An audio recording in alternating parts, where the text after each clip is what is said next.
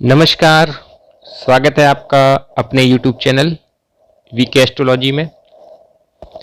आज हम आपके सामने लेकर के आए हैं महाशिवरात्रि विशेष ये वीडियो। आज के इस समय में इस धरती पर, इस पृथ्वी पर रहने वाले मनुष्य सभी किसी न किसी प्रकार की समस्या से ग्रसित हैं। यदि कोई बाल्यावस्था में है तो उसका पढ़ाई में मन नहीं लगता है।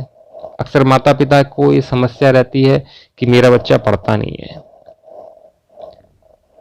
और अगर युवाओं की बात करें तो आजकल सबसे ज़्यादा समस्या युवाओं के साथ में है रोजगार को लेकर के, और जिनके पास रोजगार है उनको विवाह से संबंधित समस्याएं हैं। विवाह हो गया, संतान से संबंधित समस्याएं हैं, संतान प्राप्ति नहीं हो रही है। और संतान प्राप्ति हो गई, विवाह भी हो गया, सारा कुछ हो गया, तो कहीं ना कहीं आपको कोई आर्थिक समस्या है, मानसिक समस्या है या शारीरिक समस्या है। आज के इस समय में हर व्यक्ति किसी न किसी प्रकार की समस्या से ग्रसित है। या तो वो मानसिक समस्या से ग्रसित है, या वो आर्थिक समस्या से ग्रसित है, या वो शारीरिक समस्या से ग्रसित है।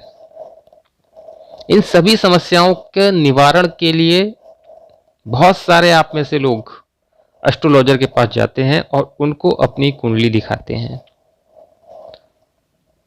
एस्ट्रोलॉजर आपकी कुंडली का अध्ययन करते हैं, आपकी महादशा का अध्ययन करते हैं, आपकी अंतर्दशा का अध्ययन करते हैं, उस पर गोचर को लगाते हैं और आपकी समस्या का निवारण का समय आपको बताते हैं। साथ में उस समय को बताते समय आपको ग्रहों से संबंधित कुछ न कुछ उपाय भी अवश्य बताते हैं। और उन उपायों को जब आप करना प्रारंभ करते हैं तो कुछ लोग तो नियमित रूप से करते हैं, जैसा उनको बताया जाता है उस प्रकार से करते हैं, और कुछ लोगों के वो उपाय बीच में ही बंद हो जाते हैं, जिनकी वजह से कुछ न कुछ समस्याएं आ जाती हैं और वो चीजें पूरी नहीं हो पाती हैं। ये महाशिवरात्रि का पर्व, बाबा भोलेनाथ का पर्व सबसे उत्तम है।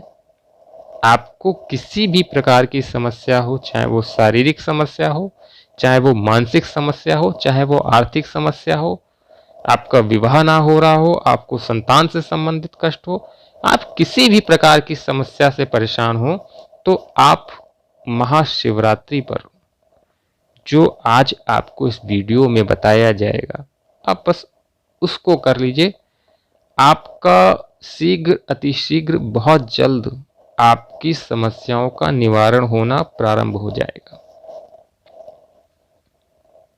सावन मास में लगातार 30 दिन तक लोग भगवान भोलेनाथ की आराधना करते हैं, पूजा करते हैं, कांवड़ यात्रा निकालते हैं।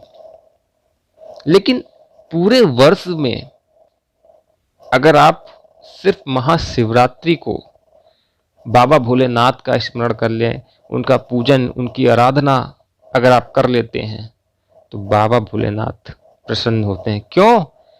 क्योंकि बाबा भोले तो बहुत भोले हैं, और बाबा की दृष्टि, बाबा की कृपा अगर आप पर हो गई तो आपको जीवन में फिर किसी चीज की कमी नहीं रहेगी। इसलिए महाशिवरात्रि पर आपको भगवान भोलेनाथ को क्या अर्पित करना चाहिए, आपको क्या अर्पित करने से उसकी जो प्राप्ति है, उसके फलों की प्राप्ति है, आपको जीवन में क्या मिल सकता है। और साथ में हम आपको कुछ पुष्प के बारे में बताएंगे, कुछ फूलों के बारे में बताएंगे। आप उन फूलों को भी महाशिवरात्रि के दिन बाबा भोलेनाथ को अर्पित कर सकते हैं।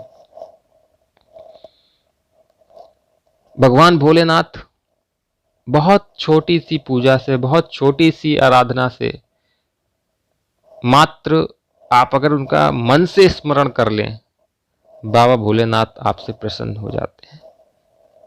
बहुत सरल स्वभाव बाबा बड़े दयालु हैं। इसी श्रृंखला को आगे बढ़ाते हुए हम आपको कुछ बताएंगे। आप सर्वप्रथम, अगर आपके पास कुछ भी उपलब्ध नहीं है तो आप अपने घर से एक पात्र में जल लेकर के जाएं और बाबा भोलेनाथ के ऊपर ओम नमः शिवाय बोलते हुए उस जल से बाबा का अभिषेक कर दें। अगर आप स्त्री हैं और अकेले पूजा कर रही हैं, अर्थात आपका विवाह नहीं हुआ है, तो आप सिर्फ नमः शिवाय बोल करके जल को अर्पित करें। अगर आप जोड़े से कर रहे हैं तो आप ओम नमः शिवाय का जाप कर सकते हैं। ओम नमः शिवाय बोल करके आप जल को अर्पित कर सकते हैं। यदि आप बाबा को दूध से अभिषेक कराते हैं तो आपका स्वास्थ्य बहुत उत्तम रहेगा। अगर आप बीमार हैं, आप अस्वस्थ रहते हैं, तो आप महाशिवरात्रि को ओम नमः शिवाय बोलते हुए कच्चे दूध से बाबा का अभिषेक करें, आप स्वस्थ हो जाएंगे। अगर आपका मन अपवित्र रहता है, कुछ विचार नेगेटिव आते हैं, तो आप घर से इत्र ले जाएं, बाबा को अर्पित करें। आप में अगर बहुत सारी बुराइयां हैं, लोग आपको आपके साथ में अच्छा ट्रीट नहीं करते हैं, अच्छी तरीके से बातचीत नहीं करते हैं, तो आप बाबा को इत्र अर्पित करें। अगर आप बाबा को चंदन अर्पित करते हैं, उनको चंदन चढ़ाते हैं, तो आपके मान सम्मान और यश में वृद्धि होती है। अगर आप बाबा का अभिषेक दही से करते हैं तो आपको वाहन से, आपको भवन से बाबा सुखी करते हैं। आपको वाहन की प्राप्ति होती है, आपको भवन की प्राप्ति होती है और आपकी परेशानियां धीरे धीरे कम होने लगती हैं। अगर आप बाबा को मिश्री अर्पित करते हैं तो आपके घर में सुख समृद्धि आती है।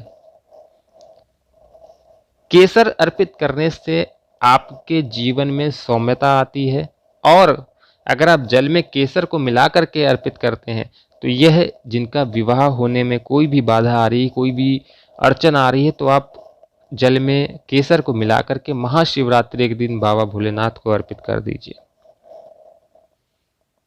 अगर आपकी वाणी बहुत कठोर है, बहुत कठोर, आपकी वाणी से लोग परेशान हैं, आप ना चाहते हुए भी आपकी वाणी से वो शब्द निकल जाते हैं, तो आप बाबा का अभिषेक शहद से करें। अगर आप पुत्र प्राप्ति की कामना रखते हैं तो इस महाशिवरात्रि बाबा को देसी घी अर्पित करें। निश्चित रूप से आपको पुत्र संतान की प्राप्ति होगी। अगर आप व्यापार में लगातार नुकसान उठा रहे हैं, आपका व्यापार सक्सेस नहीं हो रहा है, तो आप दूध में मिश्री को मिलाकर के बाबा को अर्पित करें। निश्चित रूप से आपका व्यापार उन्नति करेगा। अगर आप धन की प्राप्ति की कामना रखते हैं, आज के समय में सभी को धन की प्राप्ति की कामना है, इसलिए सभी को बाबा को अक्षत जरूर चढ़ाने चाहिए। अब बात कर लेते हैं, कुछ पुष्प हैं, उनको चढ़ाने से आपको क्या प्राप्ति होगी। अगर आपकी कोई कामना है तो आप उस कामना के लिए उस पुष्प को बाबा को अर्पित अवश्य करें। पहला, अगर आपको संतान प्राप्ति की कामना है तो आप धतूरे के फूल बाबा को अर्पित करें।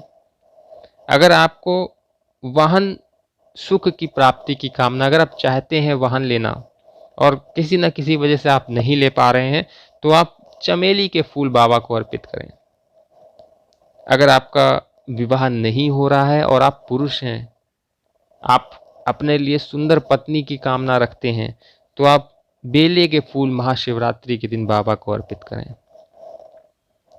अगर आप सुख समृद्धि की कामना रखते हैं, आपके घर में हमेशा समृद्धि रहे, हमेशा सुख शांति बनी रहे, तो आप हर श्रृंगार के फूल बाबा को अर्पित करें।